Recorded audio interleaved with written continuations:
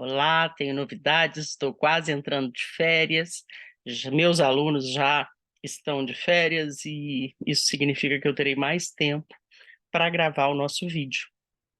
A partir dessa semana, que foi uma semana com emoção, porque o canal foi bloqueado temporariamente pelo YouTube, com suspeita de violação das regras, né, das diretrizes do canal. Eu contestei, logo no dia seguinte eles já restabeleceram o canal, mas eu gostaria de deixar claro aqui, a partir de agora, em todos os vídeos, que este é um canal educativo e que não tem intenção de disseminar ódio e nem qualquer tipo de violência, tá certo? Eu sou Raquel Rangel Cesário, esse é o livro Diário de Berlim, do William Shirer, um jornalista norte-americano que viveu na Europa de 34 a 41 e relata tudo que viu aqui.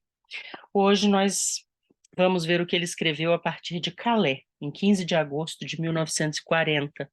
Calais é uma cidade francesa que fica à margem do Canal da Mancha, bem próximo da ilha da Grã-Bretanha, bem próximo da Inglaterra, onde estavam acontecendo, né, nessa época, ataques da Alemanha contra a Inglaterra. Então disse o Schiller: percorrendo de automóvel a zona do litoral, fiquei surpreso ante as medidas defensivas tomadas pelos alemães. Uma linha de trincheiras, pequenas casamatas, ninhos de metralhadoras, todos fortemente guarnecidos, sucedem-se uns aos outros ao longo das dunas de areia, apenas a 100 metros da água durante todo o percurso, até Dunkerque. Notei ainda uma grande quantidade de peças antiaéreas e, a 400 metros para a retaguarda, inúmeras baterias de artilharia. Até então, nunca me ocorrera a possibilidade de um ataque britânico. No entanto, em nenhum ponto da costa nos foi possível observar a menor evidência de preparativos alemães para a invasão. Nenhuma grande concentração de tropas, tanques ou barcaças. Mas é possível que estejam espalhados por ali e que apenas não os tenhamos visto. A cerca de 16 quilômetros de Dunkerque, sentimos-nos inesperadamente cercados pelo nauseabundo cheiro doce de cadáveres, de homens e cavalos. Segundo todas as aparências, os alemães ainda não tiveram tempo de pescar todos os corpos que existem nos numerosos canais da região. Dunkerque, propriamente dita, já havia passado pela necessária limpeza, e aqueles que ali estiveram há 2 meses dificilmente poderiam reconhecê-la. A sentinela não nos permite chegar até a parte central do porto, possivelmente para que não fiquemos a par de algum detalhe sobre as forças para a invasão. Tanto no interior como nas redondezas da cidade, vários acres de terra estão cobertos de caminhões e material de guerra abandonados pela força expedicionária britânica. Mecânicos alemães estão trabalhando, fazendo o possível para colocar novamente os motores em funcionamento. Outros despojam as rodas dos respectivos pneumáticos de uma qualidade desconhecida na Alemanha. No interior da cidade, longas filas de civis franceses alinham-se diante das cozinhas militares para conseguir um pouco de alimento. E surpreendem-se que ainda existam civis na cidade. É surpreendente que ainda existam civis na cidade, depois dos sanguinários bombardeios que esta suportou. Todos nós subestimamos o poder de resistência das criaturas humanas. Dirigimo-nos para a praia, a mesma por onde conseguiram sair mais de 250 mil soldados ingleses. O que me surpreende depois de todas as basófias alemãs sobre o navio transporte, sobre os navios transporte e belonaves que pretendem ter afundado, fomos informados em Berlim que num só dia a Luftwaffe tinha posto a pique 50 navios. É o fato de que, numa distância de 32 quilômetros, Tudo o que a vista abarca, se vêem apenas os destroços de 2 cargueiros. Além desses, os restos de 2 destroyers, um dos quais me parece ter sido bombardeado muito antes da retirada de Dunkerque, e de uma torpedeira. Ao todo, 5 pequenas unidades. No entanto, qualquer outra unidade afundada, mesmo a grande distância da praia, seria perfeitamente visível, uma vez que a água aqui é muito pouco profunda. Quando uma bomba atinge em cheio um navio, entretanto, acaba logo com ele. O destroyer mais próximo de nós, afundado a cerca de 200 metros da praia, recebera um impacto direto de uma bomba justamente defronte da ponte de comando. A explosão abriu-lhe um rombo de perto de 6 metros de largura, desde o convés até a linha d'água. Mais tarde, enquanto almoçamos aqui em Calais, ouvimos o roncar dos motores dos aviões que constituem a primeira vaga de assalto da Luftwaffe dirigindo-se para a Inglaterra. Voam a uma altura tão grande que dificilmente se consegue avistá-los, pelo menos a 4.000 metros. Consigo contar ao todo 23 aparelhos de bombardeio, sobre os quais voa um verdadeiro enxame de caças Messerschmitt. A atmosfera está inteiramente clara. Vai ser um ótimo dia para os pilotos. Por volta das 15 horas, partimos de automóvel para o cabo Gris-Nez, num dos extremos da costa. Passando pelo porto, observo que também aqui não há nenhuma concentração de barcaças, navios ou sequer das pequenas lanchas torpedeiras. Somente 3 destas ancoradas ao cais. Estarão os alemães blefando sobre a sua invasão da Inglaterra? Rodamos ao longo da estrada do litoral. Agora, os aparelhos alemães roncam por cima de nossas cabeças. Lá adiante, uma formação de 27 bombardeiros.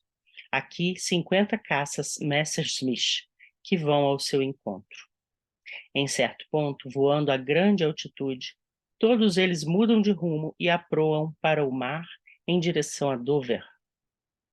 Percebe-se logo que os ingleses não aparecem, pelo menos longe da costa, para enfrentá-los. Esperamos pelos britânicos sobre o canal. Nenhum Spitfire à vista. Subimos a costa até o cabo Gris-Nez, onde Gertrude Ederle e mais tarde um gordo egípcio, além de muitos outros, costumavam acampar em dias passados. Como parecem distantes. O mundo ainda se interessava pelos rapazes e moças que tentavam a travessia do canal a nado. O ar está agora cheio do barulho que fazem os aviões bombardeio e os caças, todos alemães. Um enxame de bombardeiros Heinkel. Até agora não vimos um único Stuka. Vem chegando da direção de Dover. 3 ou 4 deles estão em condições de voo bastante precárias. E um outro quase desgovernado consegue apenas manobrar o suficiente para aterrissar de qualquer forma sobre uma estreita faixa de terra existente logo depois dos penhascos. Messerschmitts, dos tipos 109 e 110, estes bimotores passam a uma velocidade de mais de 550 km/h, como se fossem um bando de galinhas enfurecidas protegendo seus pintinhos. Permanecem nos ares até que todos os aparelhos de bombardeio tenham aterrissado. Depois sobem mais ainda e aproam para a Inglaterra. Paramos os nossos carros para apreciar o espetáculo. Um dos oficiais que nos acompanha jura que o Heinkel, que vimos quase desgovernado, foi atingido por um Spitfire e que o caça inglês foi abatido. Mas isso é apenas produto da sua própria imaginação, pois ele só viu o mesmo que nós. A cena que tínhamos à nossa frente prolongar-se-ia durante toda a tarde. Continuamos a marcha. Camponeses estão sentados à boleia das ceifadeiras que vão cortando o trigo já maduro. Andamos de nariz para o ar a fim de observar aqueles pássaros assassinos que roncam lá em cima. Os camponeses não olham, nem sequer viram a cabeça para observar qualquer coisa. Olham apenas para o trigo. Fica-se pensando, qual de nós é o civilizado? Passamos por um enorme canhão da marinha, dos que vem bombardeando Dover. Está otimamente camuflado debaixo de uma grande rede, sobre a qual os alemães espalharam feixes de trigo. Em toda a extensão da costa, grupos de trabalhadores franceses, postos a trabalhar pelos alemães, constroem bases para o assentamento de peças de artilharia. Por fim, voltamos em direção ao mar e descemos a estrada que leva ao cabo Gris-Nez. Mais baterias de canhões de holofotes, todos muito bem camuflados sob as suas redes. Como os alemães dão uma atenção muito maior à arte de camuflar que os aliados. Turmas de soldados estão atarefados em disfarçar as obras de defesa do cabo, que os franceses por acaso deixaram intactas e nunca se preocuparam em ocultar. Turmas de homens cavam a terra dos campos próximos e espalham-na sobre o cascalho que cobre as bases em que assentam as baterias e os parapeitos de observação. A diferença é enorme, uma vez que o cascalho branco constitui um alvo facilmente distinguível contra o fundo verde dos campos.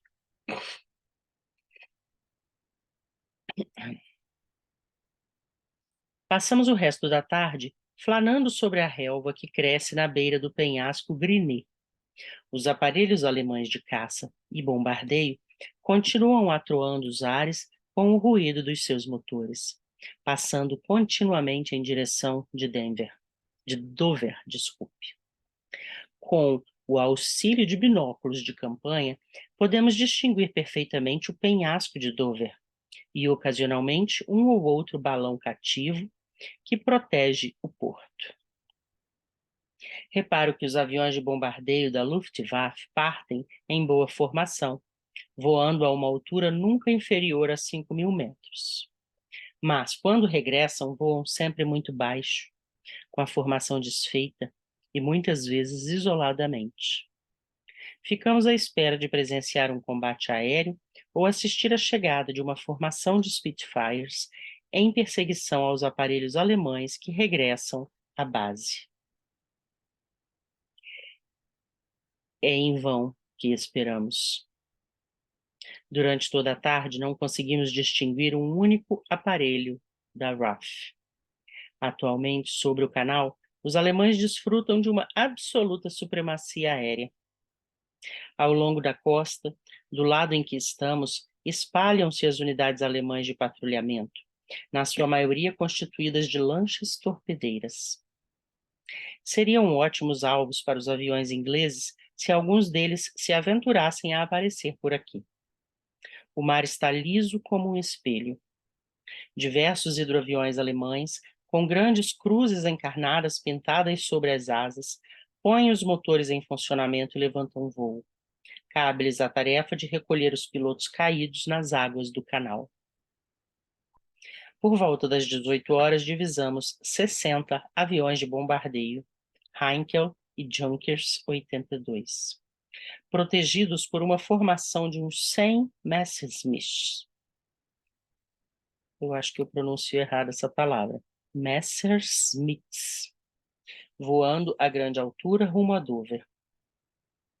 Dentro de minutos podemos ouvir distintamente o troar da artilharia inglesa em torno daquela cidade, fazendo fogo contra os alemães. A julgar pelo troar do canhoneio, os ingleses devem possuir grande número de flex de grosso calibre. Ouvimos também outro rumor, este mais profundo, que um dos oficiais supôs ser o da explosão de bombas aéreas. Dentro de uma hora, aquilo nos dá a impressão de ser a mesma formação de bombardeios vem regressando à sua base. Podemos contar apenas 18 aparelhos dos 60 que passaram um pouco antes. Teriam os ingleses abatido os demais? É difícil dizê-lo, pois sabemos que, em geral, os pilotos alemães têm ordem de regressar a bases diferentes daquelas de onde partiram. Parece que o motivo principal que levou o comando a adotar essa prática é o de impedir que os próprios pilotos venham a conhecer as perdas sofridas. Boyer e eu continuamos a esperar pelo aparecimento de algum Spitfire, mas agora o sol já vai descambando. O mar continua a parecer um grande espelho. Os céus estão quietos. A tarde passada sobre os penhascos do Cabo Gris pareceu muito mais uma tarde de piquenique bucólico do que algumas horas vividas sobre a linha de frente da guerra aérea. A mesma luta desigual que apreciamos na Bélgica e no norte da França. Nenhum aparelho inglês, nenhuma bomba atirada contra os alemães. O pequeno japonês que faz parte do nosso grupo esgueira-se até as posições onde estão instaladas as baterias de artilharia e põe-se a bater fotografias, até que uma sentinela o agarra. Nós outros nos levantamos pachorrentamente da relva, onde estivemos sentados durante todo o tempo, e começamos a atirar pedras do alto dos penhascos ao mar. É tempo de regressar a Calais e jantar. Um dos oficiais alemães vem correndo de uma das baterias e diz-nos, todo excitado, que 3 Spitfires tinham sido abatidos sobre o litoral francês há pouco. A notícia é surpreendente. Pedimos que nos sejam mostrados os aparelhos. O primeiro Spitfire que nos mostram já está ali há tanto tempo que os mecânicos alemães até tiveram tempo suficiente para retirar o motor Rolls-Royce de sua carcaça, bem como os instrumentos do painel de comando. O metal do aparelho já está criando ferrugem. Mostramos esses detalhes aos alemães. O oficial ordena que nos seja mostrado outro. Está caído numa aldeola a meio caminho de Calais. Tanto o motor quanto o painel de instrumentos ainda estão em seus lugares, mas um jovem tenente que pertence à guarnição de uma das baterias antiaéreas adjacentes leva-me para um lado e arrisca a informação bastante interessante de que aquele Spitfire que estamos vendo foi abatido já há várias semanas, mas que somente esta tarde é que foi possível arrastá-lo de onde se achava com a maré baixa. Quando o oficial se oferece para mostrar-nos o terceiro avião inglês abatido, respondemos que estamos com fome e sugerimos o imediato regresso a Calais. Mais tarde. Aquilo de que nunca me esquecerei destas cidades litorâneas da Bélgica e da França é a maneira pela qual belgas e franceses rezam todas as noites pelo aparecimento dos bombardeiros ingleses, embora as suas preces, quando respondidas, signifiquem também a sua morte. No entanto, eles abençoam as bombas que os matam. Forte, né? Neste momento, são 3 horas da madrugada e os Flex alemães estão atirando sem parar, desde as 23h30, quando ouvimos a explosão da primeira bomba inglesa sobre o porto. Felizmente, parece que os britânicos estão fazendo melhor pontaria sobre as instalações portuárias, pois aqui sobre a cidade não caiu um único estilhaço que nos possa deixar apreensivos. Não houve nenhum alarme antiaéreo.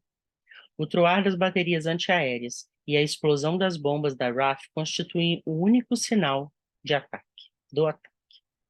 Ninguém procura os refúgios. Depois da saída dos alemães, sentamo-nos na sala dos fundos em companhia do francês que é o dono do hotel, de sua família e 2 garçons, e bebemos um gole de vinho para cada bomba inglesa que explodia lá fora. Agora vou dormir, receoso de encontrar percevejos na cama. Calais, 16 de agosto de 1940. De fato, havia percevejos na cama. Ao almoço, todo mundo estava se coçando e queixando de que não pudera dormir. Pode-se dormir mesmo com o barulho do bombardeio noturno, mas não ante os ataques de pulgas e percevejos. Engolimos precipitadamente o breakfast e apontamo-nos para seguir para Boulogne às 8h30 da manhã. É isso, ficamos aqui com nossa leitura, nosso canal educativo e cultural, para que você conheça mais dos detalhes da Segunda Guerra Mundial. Nos vemos no próximo vídeo.